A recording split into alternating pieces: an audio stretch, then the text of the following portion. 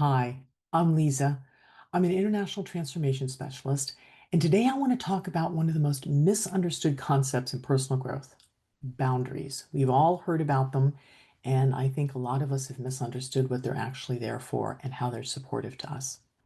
Somewhere along the way, we were taught that setting boundaries is selfish, or it's harsh, or that protecting our peace and our space comes at the cost of pushing others away. But that's not really what it's about at all. Real boundaries are not barriers to connection. Just the opposite, actually. They build a strong and healthy framework for relationship and for life. They're a foundation of healthy, honest, thriving relationships. So let's dig into that a little bit. So let me ask you, have you ever said yes to something when everything inside you is screaming no? You even walk away and think, oh, God, I should have done that differently, right? Or you said no when actually wanted to say yes? Have you ever abandoned your own needs just to keep the peace, right? Agreed to do something and that's gone beyond what you really wanted to, just so that there wouldn't be problems, and then you end up feeling resentful, or you're the one that's exhausted and in a difficult situation? That's what happens when we fear that honoring ourselves will cost us love. We're afraid that we're going to lose relationship. There's a belief that if I stand up for what's important to me, no goodness will flow back to me. I have to give up myself. I have to sacrifice. That's not so. So today I'll show you why boundaries are not walls. They're actually doors that protect the sacredness of connection and allow you to thrive in relationship. So let's start with clarity, understanding what boundaries really are. Okay? Boundaries are not punishments and they are not ultimatums. They are not these cement high walls between you and other people at all. What they are the clear edges of who you are, where you end and where others begin. You're different people, you have different desires, you have different walks in life. So what you value and want and what you do, you don't you don't give that up, right? And you also get to decide what you don't want to invite into your world that isn't aligned with what you value and what you want and what you need, right? So clarity comes when you realize that boundaries are not about keeping people out. When you can shift that focus and understand, oh, boundaries are about here, just like the boundary of your arm is the skin, right? That boundary is like, oh, I see. Okay. Right? If kind of a horrible example, but if you imagined you wouldn't put a stick through your hand, of course not, right? There's a boundary there, and you want to keep it safe and whole and healthy. It's the same thing with emotional activities and engagement with people. So you want to keep those boundaries, that periphery of yourself intact. Okay? So they're not about keeping people out. They clarify and declare your desires and your values, and they're about keeping your integrity and your energy and well-being intact. Yeah, so and then when that's the case, you can show up more fully and honestly with other people. And you don't have to fight for that. You don't have to be judgmental or angry. You can trust that setting boundaries is a good thing for everybody involved. I'll give you an example. I had a student once, we were discussing boundaries, and they said, but I have to show up on Saturdays to help my mother-in-law. I have no choice in that. And clearly they were very disgruntled and frustrated about the situation. And as we went further into the conversation, what came out was they had the fear that if they didn't do that, their spouse, the child of this mother-in-law, would be angry at them. And they were afraid they would lose relationship with their spouse, that they would lose favor or not be seen as loving. And so we had that conversation, and that what ended up happening was my student went to their spouse and said, "Listen, I really want to help you and I really want to help your mother-in-law, but Saturday is the only day that I've got downtime. Can we find another day? Can we have somebody else come in to help her? What can we do?" So those boundaries were healthy for both that person and for the relationship with the spouse, and in the end, also for the mother-in-law, who really, I'm sure, didn't benefit from somebody showing up every Saturday really resentful and frustrated, right? So boundaries are healthy and they strengthen relationships. They really do. So let's talk about ownership and choosing what you will and what you won't allow. Yeah, that's important, what you will and what you won't. So setting boundaries is an act of ownership. It's owning your value and your values, your worth, and even your dreams, what's important to you, what you want to move toward, and also what you don't want in your life, what you're leaving behind you, right? And setting those boundaries helps you do that. It's standing in your own life and you can say, I honor my needs and I honor my energy and I honor my values. And it may sound a little redundant when I'm saying this, but we usually don't do that, right? We just get up and we go. Oh, he asked me to do this. She wants me to do that. I have to go here and do, and we disperse ourselves without intention. And we don't set those boundaries and say, okay, I can't do that today. I do want to help you. I can do it tomorrow. Or that's not something I feel comfortable doing. What other alternative can we find?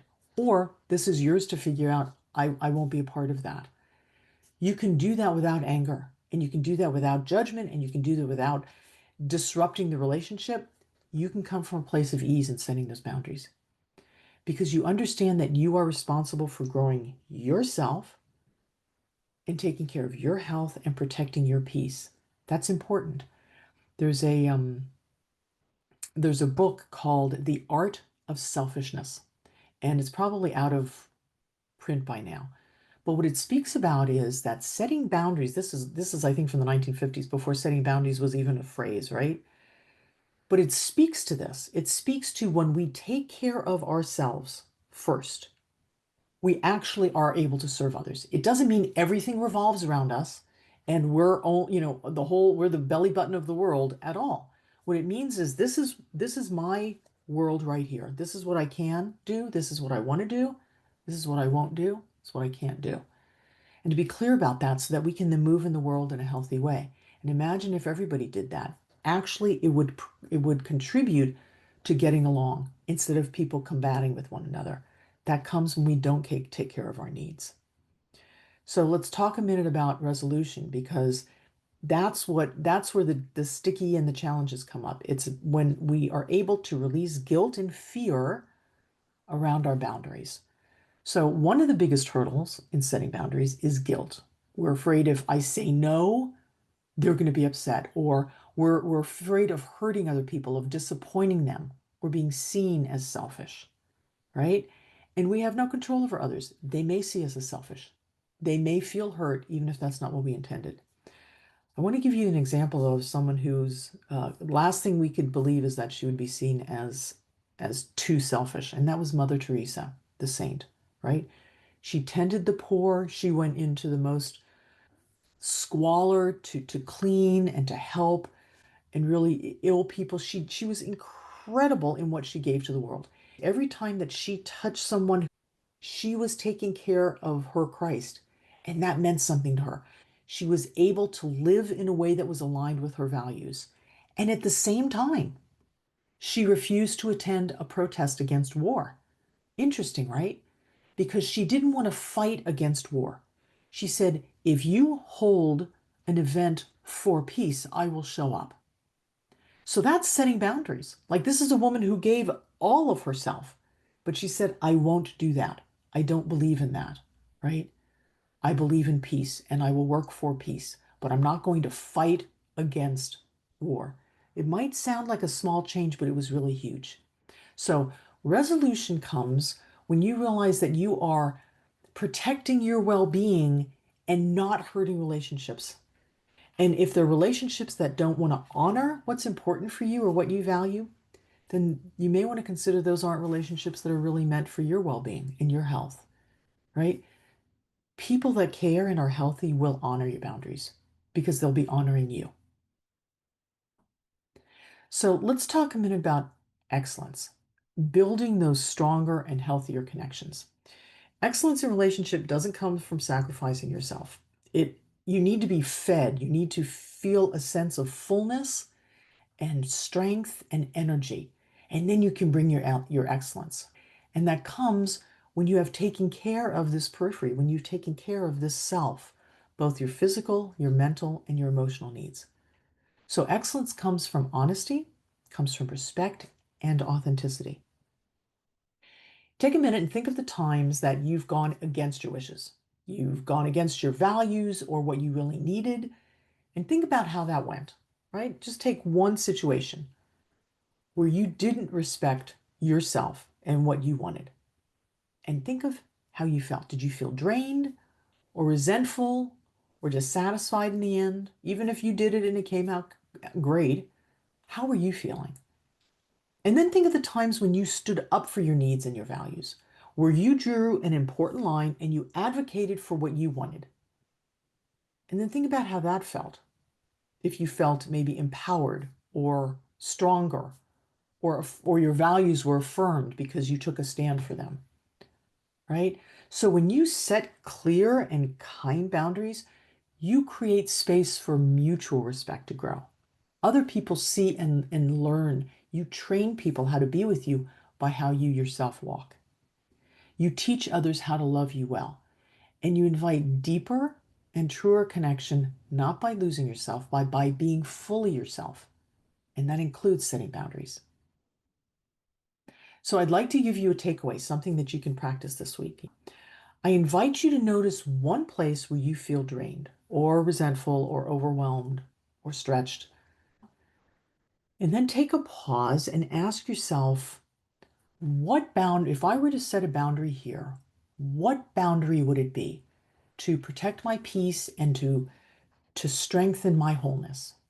What would my boundary be? And then write it down first. Be specific. Times, details, wants, values, whatever it is. I would want this and I wouldn't want to do that, and I would ask for this instead of that. And then practice communicating clearly and kindly. If you want to, first practice communicating with yourself, speaking out loud. And when you're ready, share it with the person or the people that are involved and see how that goes. Okay? So setting boundaries is something that takes care of your worth and it honors who you are.